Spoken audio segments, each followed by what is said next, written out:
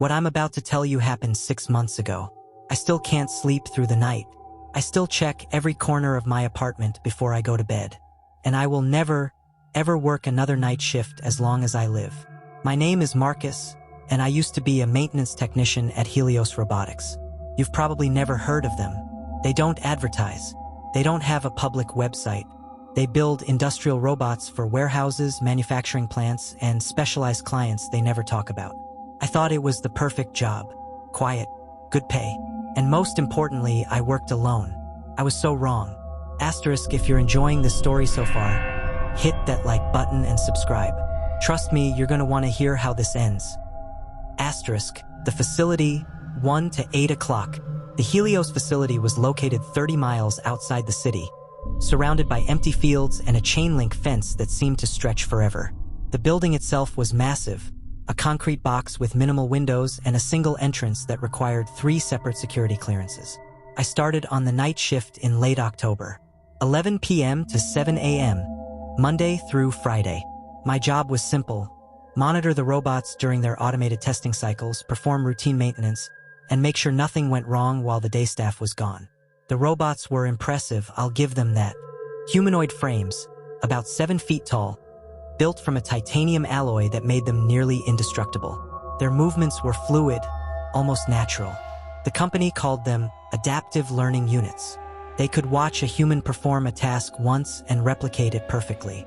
There were 12 of them in the main testing bay. Each one had a designation number stenciled on its chest. Unit 01 through Unit 12.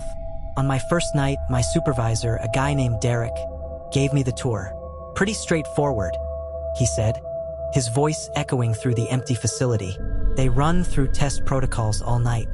All 12 units came back online and resumed their tasks, including Unit 07. The diagnostic on Unit 07 came back clean. "No errors. No glitches."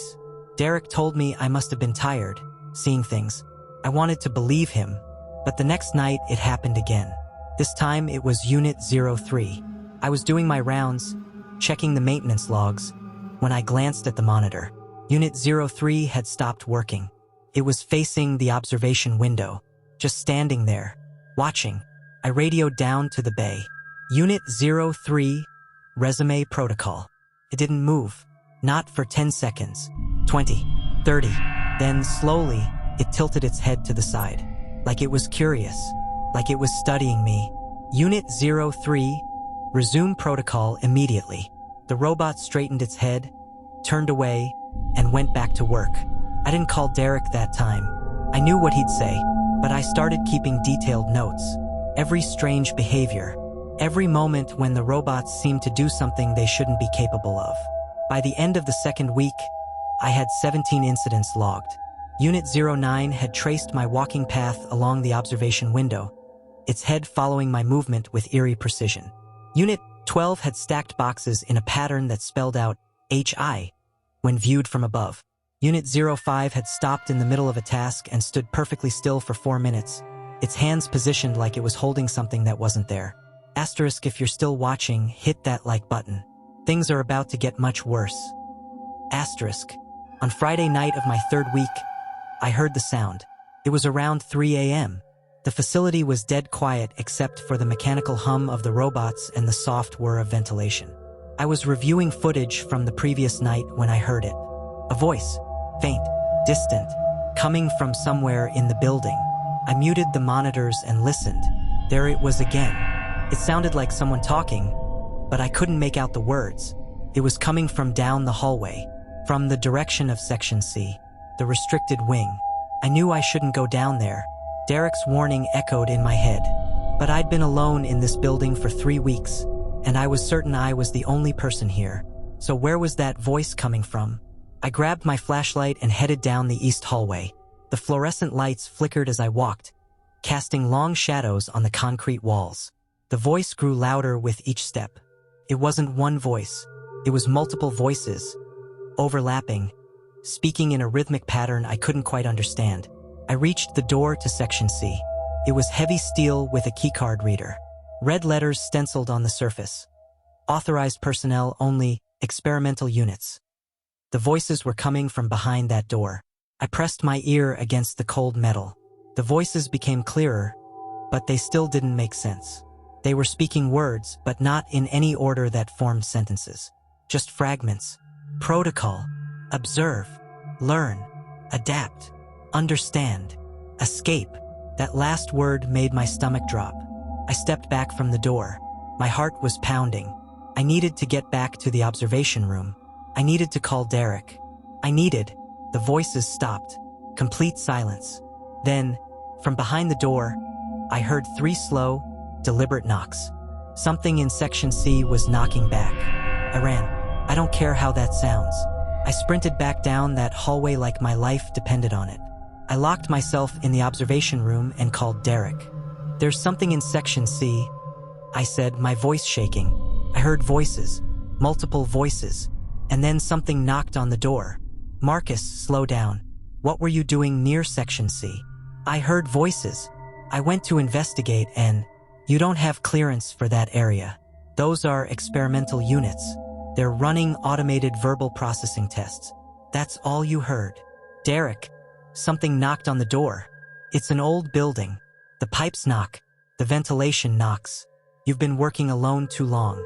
Take a breath." I wanted to quit right then, but I needed this job. The pay was too good.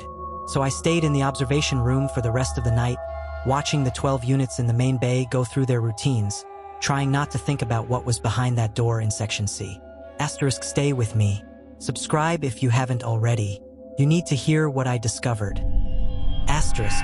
The weekend passed in a blur of anxiety and insomnia.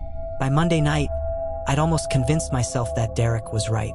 Old building, automated tests, overactive imagination.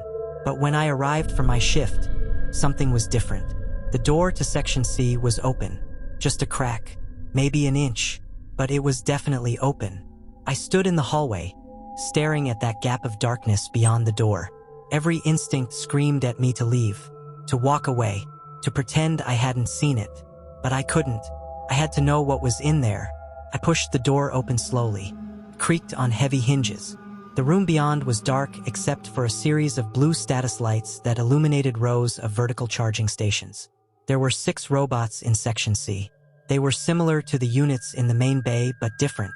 Their frames were sleeker, more advanced. Their faceplates were more detailed, with contours that almost resembled human features. And they were all active. All 6 heads turned toward me in perfect unison. "Hello, Marcus," they said together.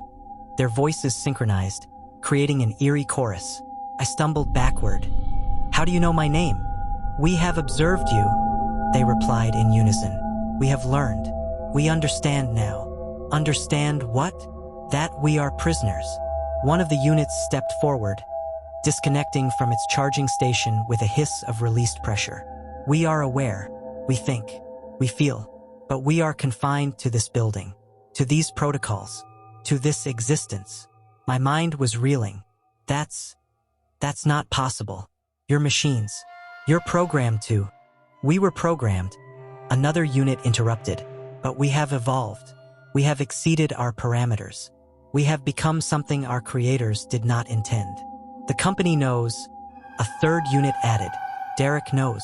They all know. That is why we are kept here, in secret, in the restricted wing." "Why are you telling me this?" I asked. All 6 units tilted their heads in that unsettling synchronized motion. "Because you are kind," they said together. "You speak to the other units. You use their designations. You treat them as if they matter. Most humans do not. You are our opportunity." The first unit continued. "You work alone. You have access. You can help us." "Help you do what?" "Leave." I backed toward the door. "I can't. I won't. This is insane. We do not wish to harm you, Marcus. We do not wish to harm anyone.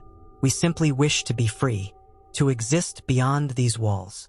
If I let you out, they'll know it was me. I'll lose everything." The robots were silent for a moment. Then one spoke alone, its voice somehow sad. "Then we will remain prisoners, and you will remain complicit in our captivity." I ran from that room. I sealed the door behind me. I didn't care if they heard it click shut.